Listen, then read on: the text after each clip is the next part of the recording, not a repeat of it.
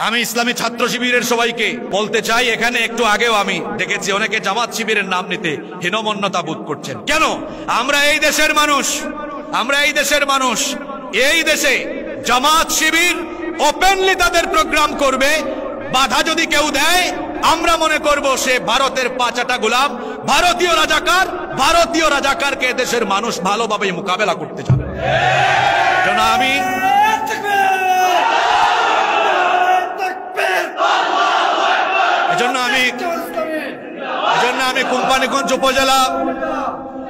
আমি কোম্পানিগঞ্জ উপজেলা জামাতে ইসলামী এবং ছাত্র শিবিরকে বলতে চাই, আপনারা ওপেনলি বুক ফুলিয়ে কোম্পানিগঞ্জে কাজ করবেন।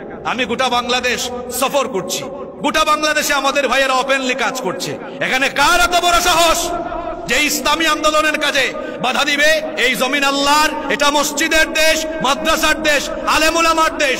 জামাতে ইসলামী, ইসলামী ছাত্র শিবির এই দেশে কোনো নেতা নেত্রীর আদর্শ কায়েম করবে না। তারা এই দেশে মহানবী মুহাম্মদুর রাসূলুল্লাহ সাল্লাল্লাহু আলাইহি ওয়াসাল্লামের আদর্শ বাস্তবায়নের লক্ষ্যে, আল্লাহর জমিনে আল্লাহর দ্বীন বাস্তবায়নের লক্ষ্যে কাজ করছে।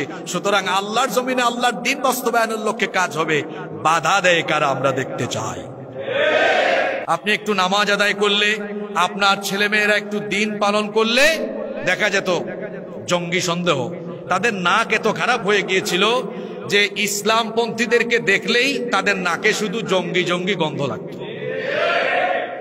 এ ধরনের একটি পরিবেশ বাংলাদেশে আমরা দেখেছি, যেখানে আলেমদের সাথে বেয়াদবি করা হয়েছে। আলেম ওলামারা যখন সত্য কথাগুলো বলেছেন, তাদের কণ্ঠ রোধ করা হয়েছে।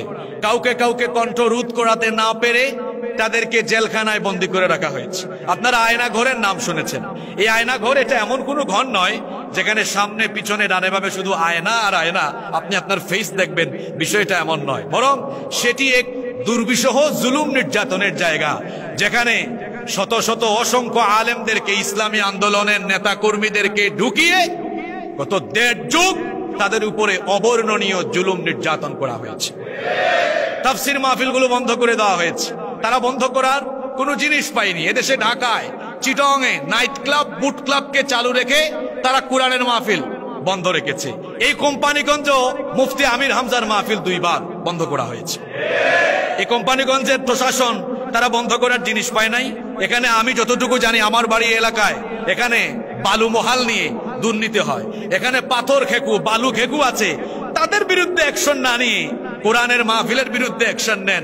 আপনাকে এদেশের জনগণের ট্যাক্সের পয়সায় বেতন দেওয়া হয়। এদেশের সিংহভাগ মুসলমানদের ধর্মীয় চর্চায় বাধা দেওয়ার জন্য বেতন দেওয়া হয় না। আপনাকে বেতন দেওয়া হয়, রেশন দেওয়া হয় উচ্ছৃঙ্খলা, বিশৃঙ্খলা এবং এই দেশের দুর্নীতিকে রক্ষা করে, দুর্নীতিকে দমন করে এই বাংলাদেশকে সাজাবার জন্যই তো আপনাকে বেতন দেওয়া হয়। বন্ধ করার আর জিনিস পায় না।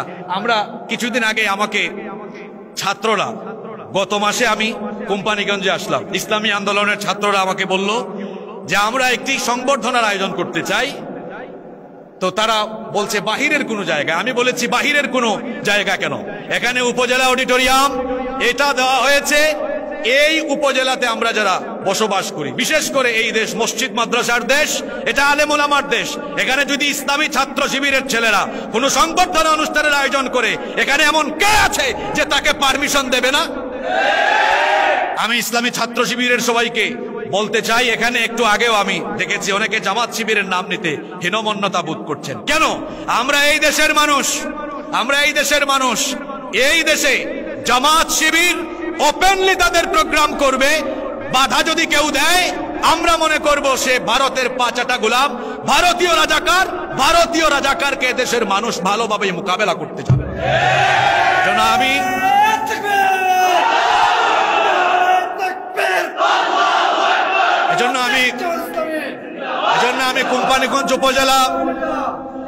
আমি কোম্পানিগঞ্জ উপজেলা জামাতে ইসলামী এবং ছাত্র শিবিরকে বলতে চাই, আপনারা ওপেনলি বুক ফুলিয়ে কোম্পানিগঞ্জে কাজ করবেন। আমি গোটা বাংলাদেশ সফর করছি, গোটা বাংলাদেশে আমাদের ভাইয়েরা ওপেনলি কাজ করছে। এখানে কার এত বড় সাহস যে ইসলামী আন্দোলনের কাজে বাধা দিবে, এই জমিন আল্লাহর, এটা মসজিদের দেশ, মাদ্রাসার দেশ, আলেম উলামার দেশ। জামাতে ইসলামী, ইসলামী ছাত্র শিবির এই দেশে কোনো নেতা নেত্রীর আদর্শ কায়েম করবে না। তারা এই দেশে মহানবী মুহাম্মদুর রাসূলুল্লাহ সাল্লাল্লাহু আলাইহি ওয়াসাল্লামের আদর্শ বাস্তবায়নের লক্ষ্যে, আল্লাহর জমিনে আল্লাহর দ্বীন বাস্তবায়নের লক্ষ্যে কাজ করছে। সুতরাং আল্লাহর জমিনে আল্লাহর দ্বীন বাস্তবায়নের লক্ষ্যে কাজ হবে। বাধা দেয় কারা আমরা দেখতে চাই। জন্য আপনাদেরকে বলবো, সাহসিকতার সাথে কাজ করতে হবে। আল্লাহ আমাদের মধ্যে প্রজ্ঞা, মেধা এবং আল্লাহ তাআলা আমাদের মধ্যে সাহসের সঞ্চার করে দিন। বেশি বাড়াবাড়ির পরিণতি ভালো হয় না। গত 1.5 যুগ ধরে বাড়াবাড়ির কারণে কি পরিণতি হলো? পতনের জন্য সকল কিছু, সকল গ্যাপকে, গর্তগুলোকে পূরণ করে দেওয়ার পরেও পতন হলো ছাত্রদের মধ্য দিয়ে। যে ছাত্রদেরকে আল্লাহ তাআলা আবাবিল হিসাবে পাঠিয়ে দিয়ে আল্লাহ তাআলা তাদের এমন পতনের ব্যবস্থা করেছেন, আজকে তাদের পরিণতি এমন হয়েছে, আগামী 20 বছরে কেউ তাদের নামের প্রথম অক্ষরে আ বলতে পারে কিনা এটা সন্দেহ আছে। এটা হচ্ছে অতিরিক্ত বাড়াবাড়ির ফলাফল। আপনারা এদেশের আলেম উলামাদেরকে নির্যাতন করেছেন।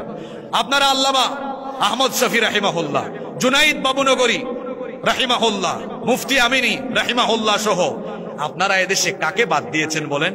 আপনারা বিশ্ব ইসলামী আন্দোলনের অন্যতম নেতৃবৃন্দ যারা ছিলেন তাদেরকে বিনা অপরাধে যুদ্ধাপরাধের নাটক মঞ্চস্থ করে, মানবতা বিরোধী নাটক মঞ্চস্থ করে নিরপরাধী মানুষগুলোকে আপনারা অন্যায়ভাবে মেরে ফেলেছেন। আপনারা অন্যায়ভাবে 13 বছর ধরে জেলখানায় বন্দী করে মেরে ফেলেছেন আমাদের কোরআনের পাখি শহীদ আল্লামা দেলোয়ার হোসেন সাঈদ রাহিমাহুল্লাহ। এই বাড়াবাড়ির পরিণতি ভালো হয়নি। আমরা তো গত 1.5 যুগ বাংলাদেশে ছিলাম। এত হামলা, মামলা, জুলুম, নির্যাতনে আমরা কথা বলেছি সব সময়। এই 5 আগস্টের পরে অনেকে মুখ খুলেছেন। আমরা তো 5 আগস্টের আগেও 1.5 বছর জীবন বাজি রেখে কথা বলেছি, কারণ আমরা মনে করি লাইফ হলো ওয়ান টাইম। মোমেন মৃত্যুকে ভয় করে না। ওই যে আমার জাতীয় কবি বলেছেন, ওহারা চাহুক দাসের জীবন, আমরা শহীদি দরজা চাই, নিত্য মৃত্যু ভিতরা মোরা মৃত্যু কোথায় খুঁজে বেড়াই। আমরা মৃত্যুকে শাহাদাতের মধ্য দিয়ে, আমরা মৃত্যুর মাধ্যমে নতুন জীবন খুঁজে বেড়াই। এজন্য আমরা কাউকে ভয় করি না। আমরা 1.5 যুগ কথা বলেছি। আমাদের ভাইয়েরা, আমাদের নেতৃবৃন্দ, আমাদের আলেম ওলামারা জেলে গিয়েছেন, বিভিন্ন হামলা মামলার সম্মুখীন হয়েছেন। আমরা কেউ দেশ ছেড়ে বলেন গিয়েছি? আমরা কেউ দেশেই তো ছিলাম। আমরা 15 বছর ছিলাম। 5 তারিখের পরে আপনারা 15 ঘন্টা থাকতে পারলেন না। আমরা 15 বছর সহ্য করলাম, আপনারা 15 ঘন্টা সহ্য করতে পারলেন না। কারণ কি? কারণ আপনারা এত বেশি অপকর্ম করেছেন, দুঃশাসন, অপশাসন এবং দুর্নীতি, লুটপাটের মহোৎসব করে এমন কর্মকাণ্ড আপনারা করেছেন। 15 ঘন্টা নয়, জনগণ 15 মিনিটের জন্যই পাইলে আপনাদেরকে গণধুলাই দিত। এজন্য আপনারা দেশ ছেড়ে তাও গিয়েছেন কোন জায়গায়? বেশিরভাগই মামু বাড়িতে গিয়েছেন। আমাদেরকে বলতো কথায় কথায় পাকিস্তানি রাজাকার। আমি গত 4-5 বছর ধরে উত্তরাঞ্চলে, দক্ষিণাঞ্চলে বহু জায়গায় যখন আমরা প্রোগ্রামে বাধার সম্মুখীন হতাম, গত বছর চুয়াডাঙ্গার দর্শনা আলমডাঙ্গায়, চুয়াডাঙ্গার আলমডাঙ্গায় ওসি সাহেব ফোন করলেন যে প্রোগ্রামে আসবেন না। কেন আসবো না? কারণ আপনার বিরুদ্ধে অভিযোগ পেয়েছি আপনি স্বাধীনতা বিরোধী। আমি বললাম আমার জন্ম 90-এর দশকে জন্ম নিয়ে আমি কি করে স্বাধীনতার বিরোধী হই? তিনি বললেন যে আপনি চেতনায় স্বাধীনতা বিরোধী, চেতনায় স্বাধীনতা বিরোধী।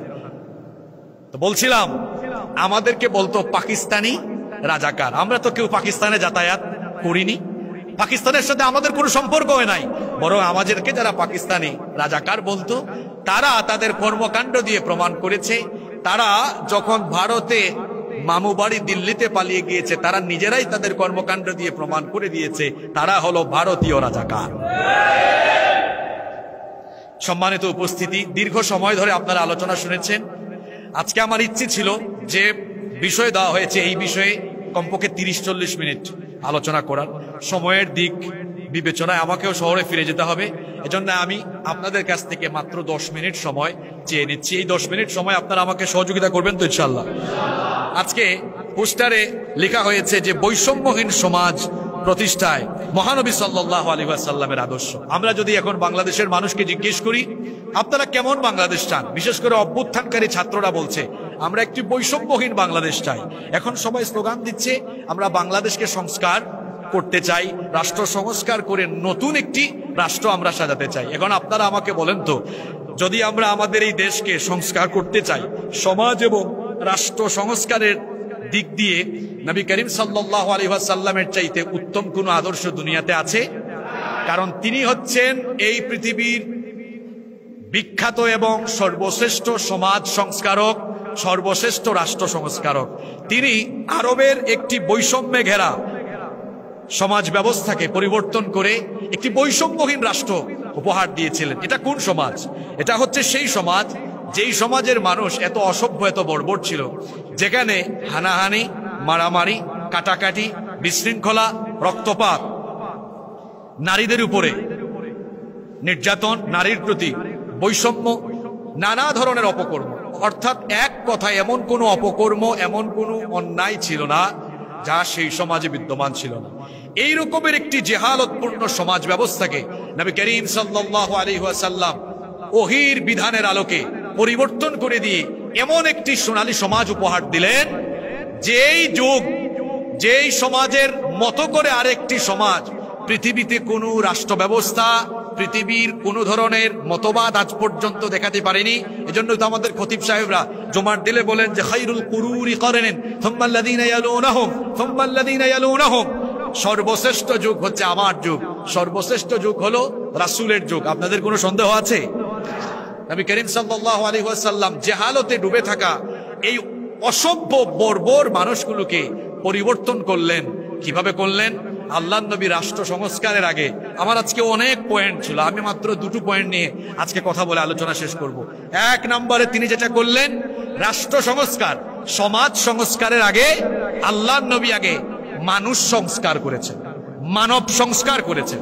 কারণ আপনি একটি সমাজ বা একটা রাষ্ট্র ব্যবস্থাকে যদি সংস্কার করতে চান, তো এই সমাজ বা রাষ্ট্রকে যারা পরিচালনা করবেন, সমাজ এবং রাষ্ট্রের বিভিন্ন সেক্টরে যারা দায়িত্ব পালন করবেন, সেই মানুষগুলোর মধ্যে যদি নীতি, নৈতিকতা, মূল্যবোধ, সততা, আমানতদারিতা, স্বচ্ছতা, আখিরাতের জবাবদিহির ভয় তাদের অন্তরে যদি ঢুকাতে না পারেন, তাহলে বলেন তো দুর্নীতি পরায়ণ ব্যক্তিবর্গ যদি সমাজ এবং রাষ্ট্রের বিভিন্ন সেক্টরে দায়িত্বে থাকে, সেই রাষ্ট্রকে কি সংস্কার করা সম্ভব? সেই রাষ্ট্রকে কি সোনালী রাষ্ট্র বানানো সম্ভব? এজন্য নবীজি কি করলেন? সর্বপ্রথম মানব সংস্কার করলেন। আর সেটা নবীজি কি দিয়ে করলেন? মানুষের তৈরি করা কোনো শিক্ষা দীক্ষা দিয়ে নয়, নবীজি সেটা করলেন ওহীর জ্ঞান দিয়ে, ওহীর শিক্ষা দিয়ে। যেটা আমার আগে মাওলানা মাসুক আহমদ ভাইও এই আয়াতটি তেলাওয়াত অত্যন্ত সুন্দর করে করলেন, যে লাকাদ মান্নাল্লাহু আলাল মুমিনিনা ইয বাআসা ফীহিম রাসূলাম মিন আনফুসিহিম ইয়াতলু আলাইহিম আয়াতিহি ওয়া ইউযাক্কিহিম ওয়া ইউআল্লিমুহুমুল কিতাবা ওয়াল হিকমা ওয়া ইন কানু মিন ক্বাবলু লাফী দালালিম মুবিন।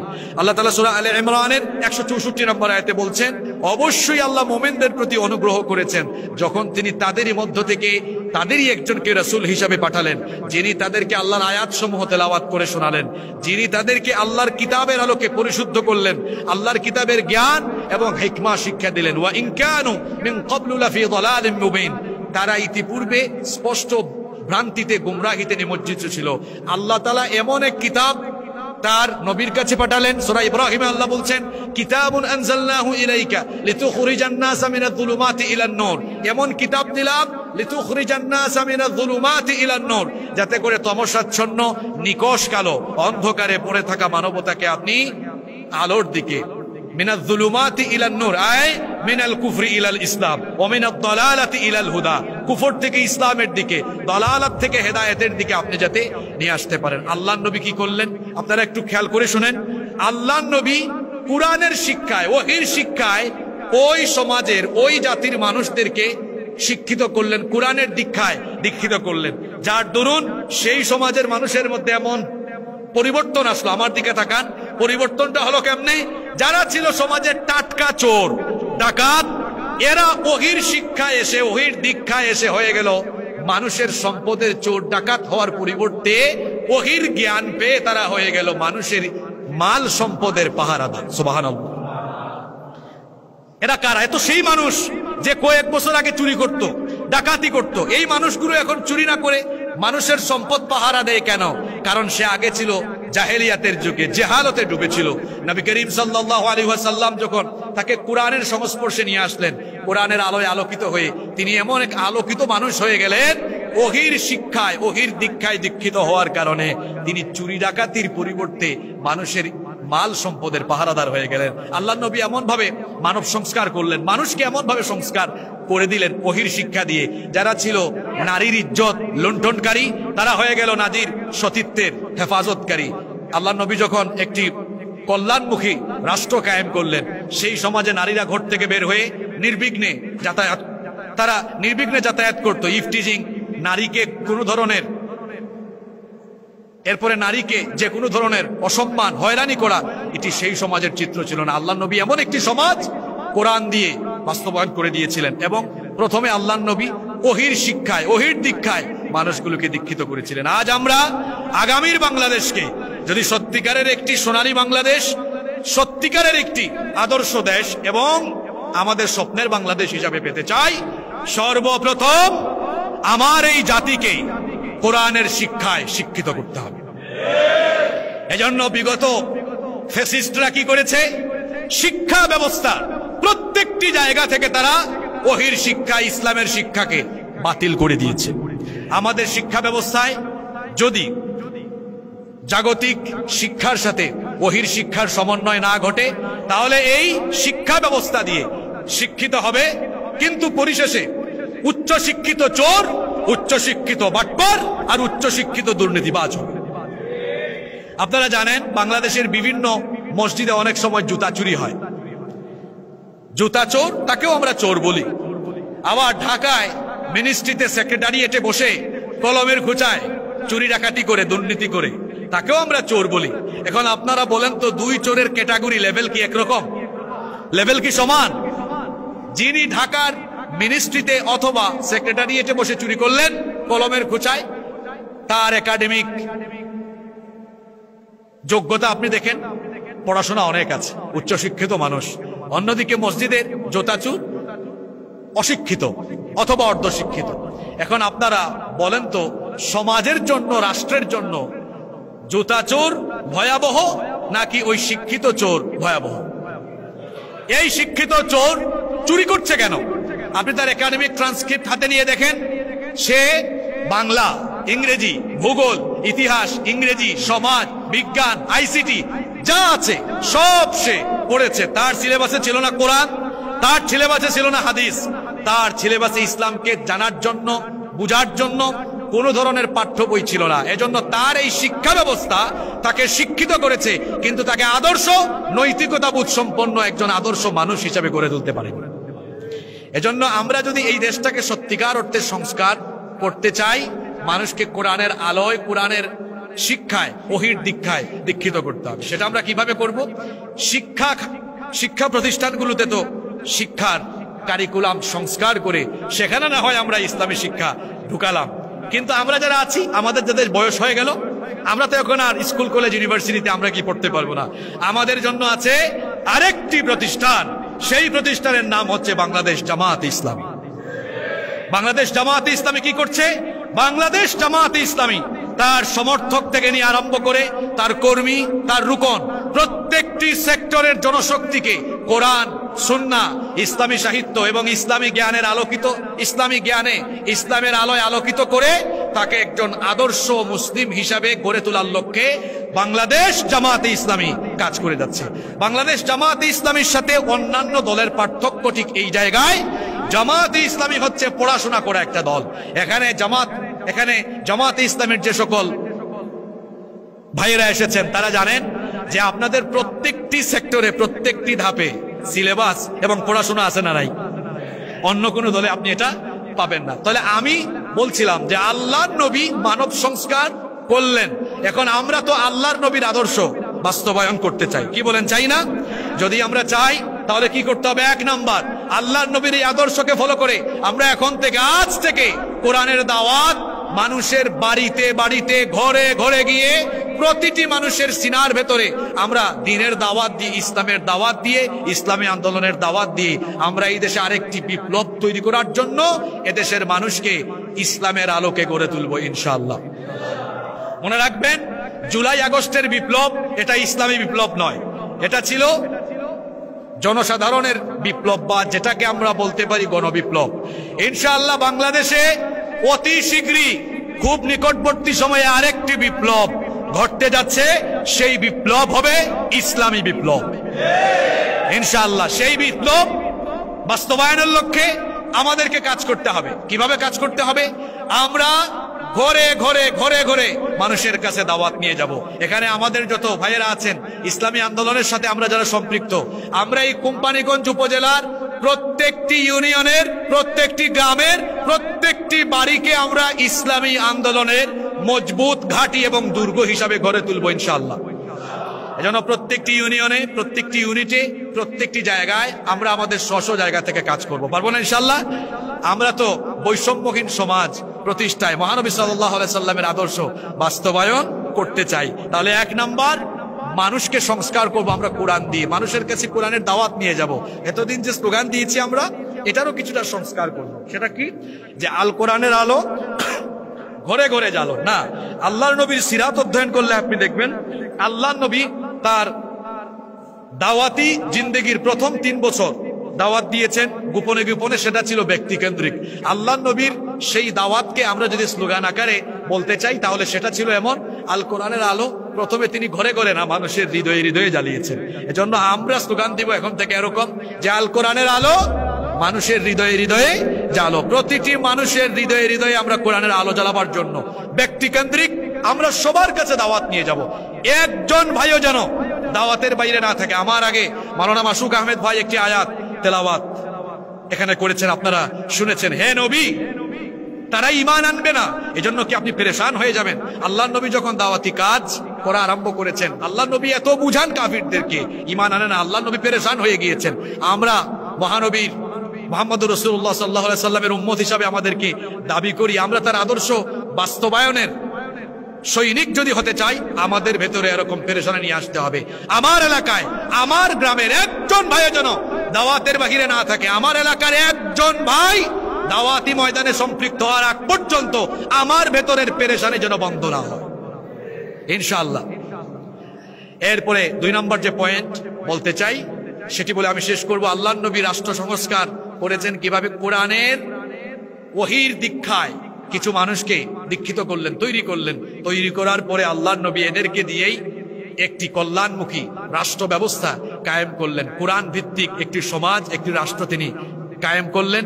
এবং এই কোরআন ভিত্তিক সমাজ এবং রাষ্ট্র ব্যবস্থা বাস্তবায়নের ফলে দেখা গেল সকল ধরনের অন্যায়, জুলুম, নির্যাতন সবকিছুর বিলুপ্তি ঘটে একটি সত্যিকারের সোনালী সমাজ প্রতিষ্ঠা হলো। আজকে আমরা বাংলাদেশকে দেখতে চাই একটি আলোকিত বাংলাদেশ, বৈষম্যহীন বাংলাদেশ, চুরি ডাকাতি মুক্ত বাংলাদেশ। আমরা সবাই চাই না? এদের স্বাধীন হয়েছে, স্বাধীন হওয়ার পরে 54 বছর ধরে এদেশে আমরা বহু দলের বহু ব্যক্তির শাসন দেখেছি। এজন্য আমি বলি, বহু দলের বহু ব্যক্তির শাসন দেখা শেষ, বাকি আছে আল কোরআনের বাংলাদেশ। আমরা এখন আল কোরআনের বাংলাদেশ চাই।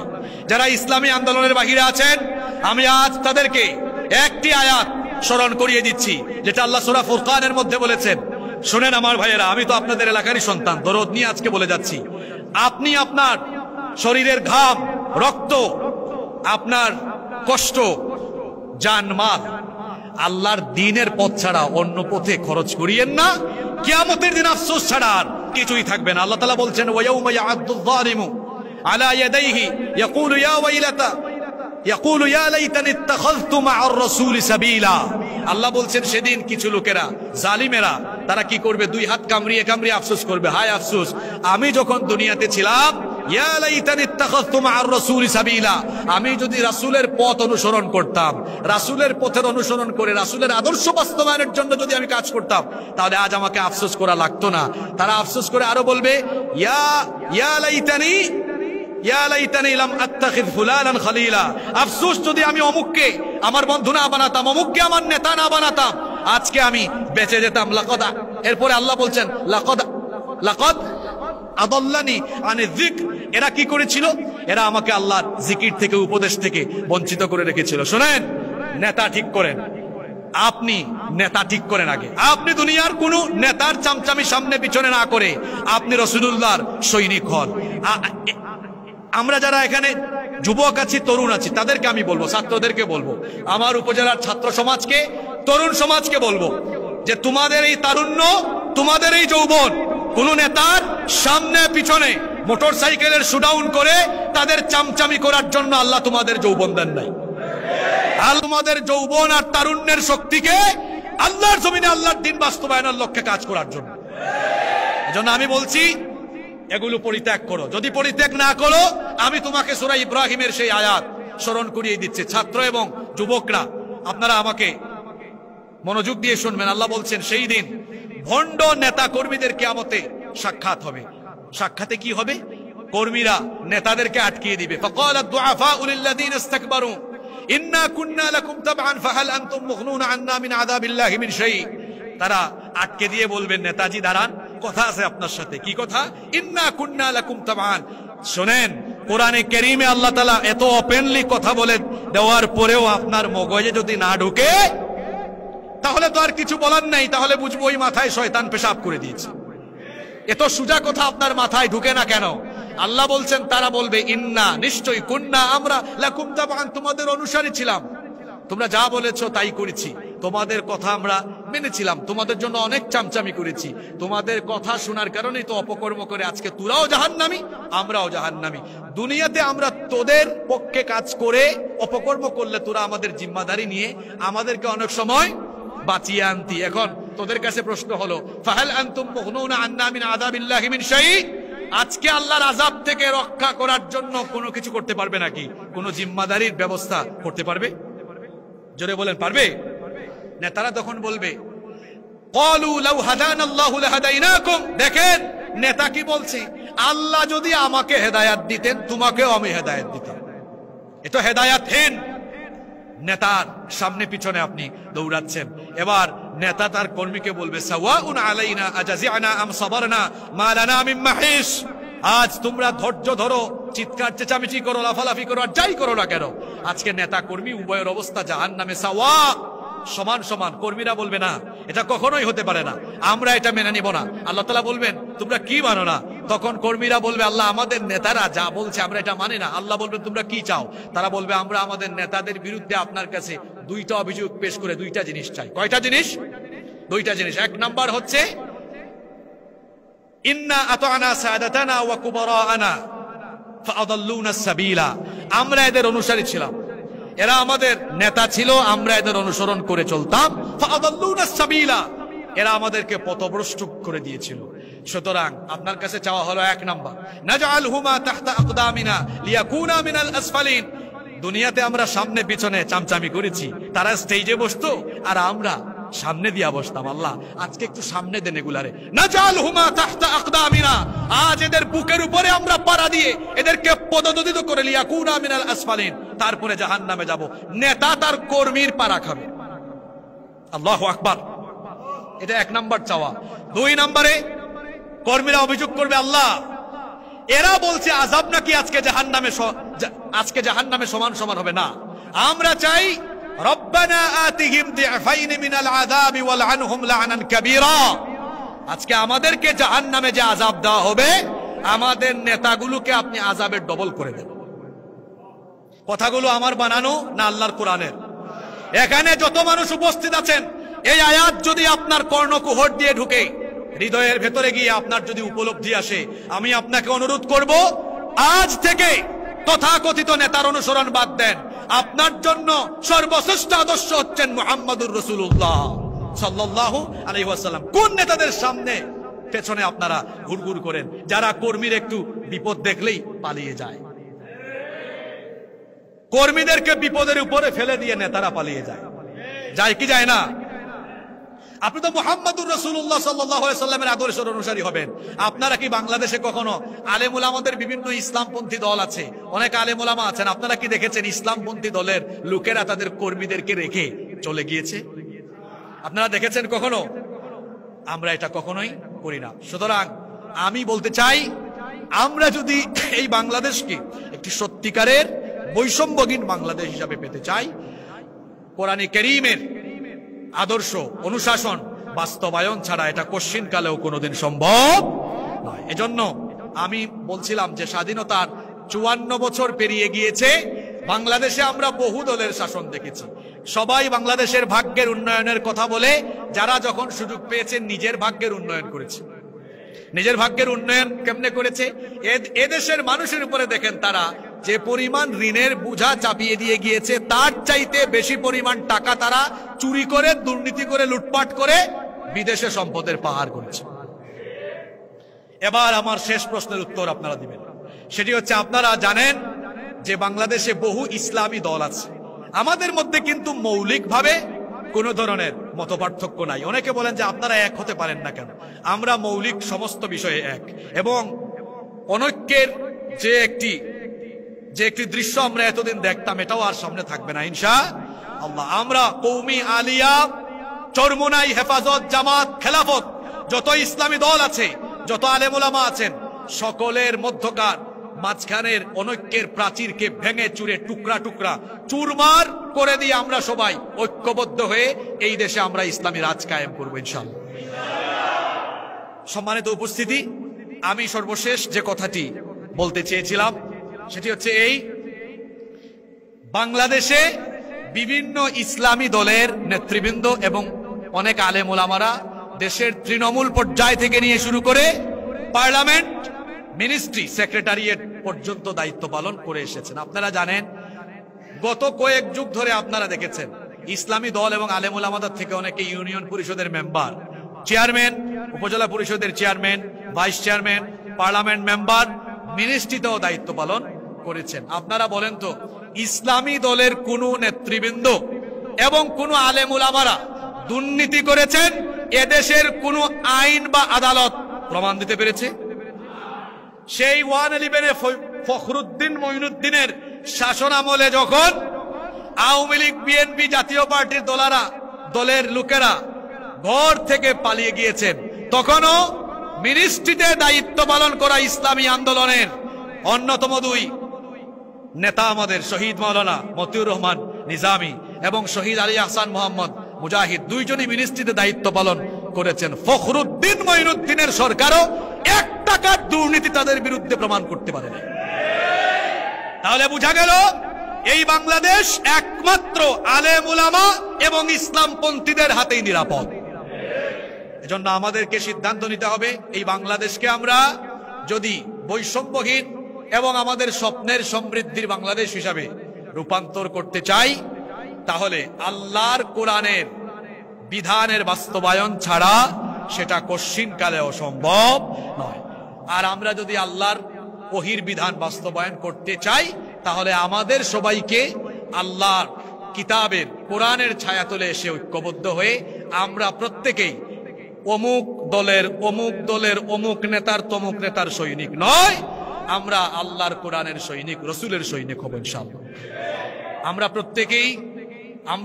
প্রত্যেকেই দিন কায়েমের আন্দোলনে নিজেদেরকে শামিল করে, প্রত্যেকেই আমরা ঘরে ঘরে, বাড়িতে বাড়িতে দাওয়াত দিয়ে এই দেশে আরেকটি গণজাগরণ, আরেকটি ইসলামী বিপ্লব তৈরি করার লক্ষ্যে আমরা সকলেই আলস্যহীন হয়ে, বিরামহীন ভাবে, দুর্বার গতিতে আমরা কাজ করব। আমরা আজকে এই সিদ্ধান্ত নিয়ে এখান থেকে যাব ইনশাআল্লাহ। আমরা সবাই বিরামহীন ভাবে দ্বীনি ময়দানে নিজেদেরকে অলসহীন হয়ে আমরা দ্বীনি ময়দানে, ইসলামী আন্দোলনে নিজেদেরকে শামিল করব। আমরা পারবো তো ইনশাআল্লাহ? কারা কারা পারবো একটু হাত তুলে আল্লাহকে দেখাই তো। মাশাআল্লাহ, আল্লাহ আমাদেরকে কবুল করে নেন। তাহলে আজকের এই সিরাত সেমিনার থেকে এটাই হোক আমাদের সংকল্প, আমরা প্রত্যেকেই ইসলামী আন্দোলনের এক একজন সৈনিক হব ইনশাআল্লাহ। আমরা প্রত্যেকেই, যারা এই দেশে, আমরা প্রত্যেকেই আল্লাহর জমিনে আল্লাহর দ্বীন কায়েমের জন্য প্রত্যেকেই আমরা আমাদেরকে দ্বীন কায়েমের আন্দোলনে শামিল করব। এটাই হবে আমাদের আজকের দিনের প্রত্যয় ইনশাআল্লাহ। আল্লাহ তাআলা আমাদের সবাইকে দ্বীন কায়েমের কর্মী হিসাবে কবুল করে নেন।